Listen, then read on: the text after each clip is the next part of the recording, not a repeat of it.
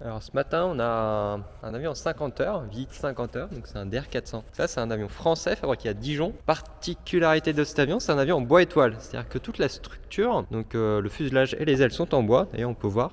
Ça, c'est ce qu'on appelle une nervure. Donc en fait, ça qui forme le profil de l'aile. Et ensuite, tout l'avion est recouvert d'une toile. Voilà. Donc cet avion, il a 45 ans. Mais il a été refait l'année dernière, donc il est tout neuf. Et donc ça, c'est super facile à réparer, c'est super léger et super résistant. Donc, le Robin, le DR400, le Robin, c'est la 2 chevaux des avions. C'est-à-dire que tout le monde en a fait, tout le monde en a vu, tout le monde en a eu. Voilà. C'est l'avion qui passe partout. Et donc ce matin, on a une visite 50 heures. 50 heures, on a la vidange à faire, nettoyage du filtre à huile et une grosse inspection de la cellule. Parti ? Parti, on décapote.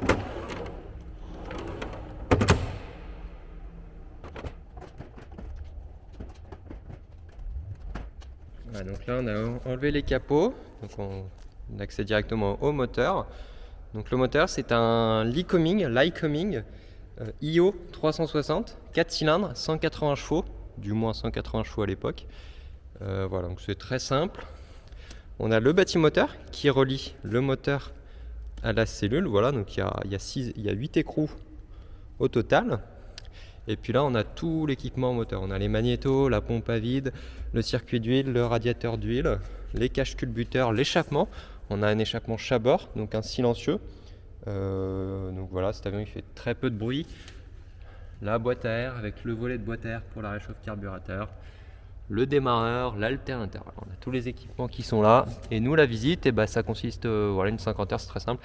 Il y a juste à vidanger, donc enlever son huile, nettoyer son filtre à huile qui est caché tout derrière. Donc voilà, une petite partie de plaisir à chaque fois pour enlever le filtre et remettre de l'huile. Voilà, c'est parti. Donc la vidange super simple. Donc j'ai mis un petit bac. J'ai mis un bac pour éviter que si jamais j'ai une petite fuite d'huile, que ça se répande partout. Et ensuite mon seau, voilà. Et donc c'est super simple la vidange. Elle se fait par ce qu'on appelle un vide-vite. Le vide-vite en fait c'est un quart de tour. Et dès que je l'ouvre, ça coule. Hop. J'ai juste à tourner puis l'huile coule toute seule. Quand même assez simple. Voilà.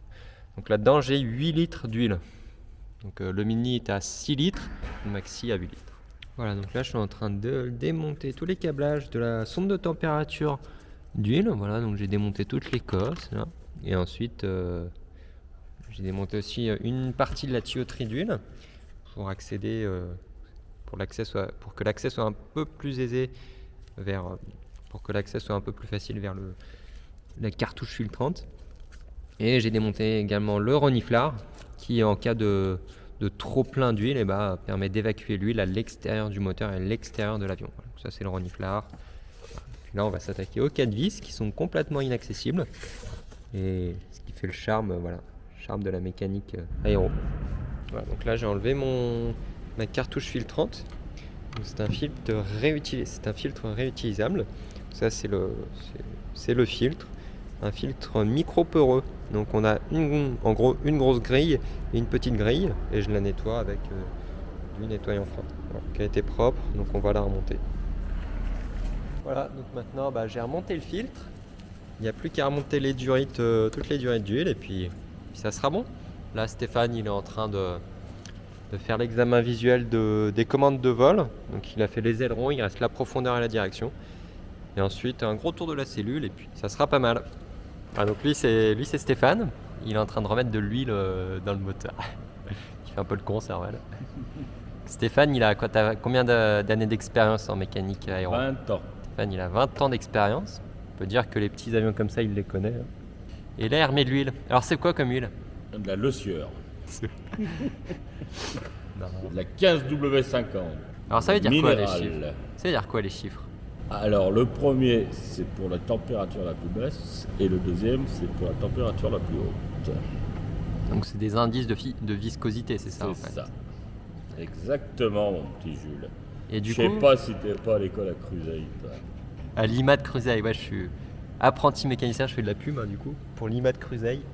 Et du coup, si mon avion il est basé au Groenland, j'utiliserai une huile qui est beaucoup moins visqueuse, qui est beaucoup plus liquide. Voilà. Il faudra prendre de la 5 quelque chose. Et inversement, si je vole au Maroc où il fait très chaud, j'aurai besoin d'une huile qui est très visqueuse. parce que le moteur il va chauffer encore plus. En fait, plus mon moteur est chaud, plus l'huile est visqueuse. On a besoin d'une huile visqueuse pour que justement elle lubrifie toutes les parties du moteur. Donc quand on a mis l'huile, on remet la jauge. On remet le bouchon, voilà. Sans trop le serrer, parce qu'il y a beaucoup d'élèves qui le serrent et après on n'arrive plus à le démonter. Il faut sortir la pince pour... C'est ça la jauge, hein, c'est ce truc-là. Tous les matins, on vérifie le niveau d'huile, voir s'il est bon. Et voilà, 50 heures terminées. Et vendu.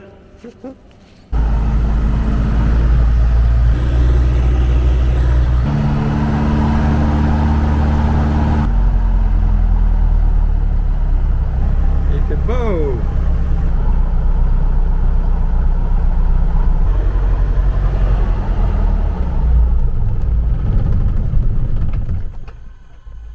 Et ben voilà, il marche bien cet avion.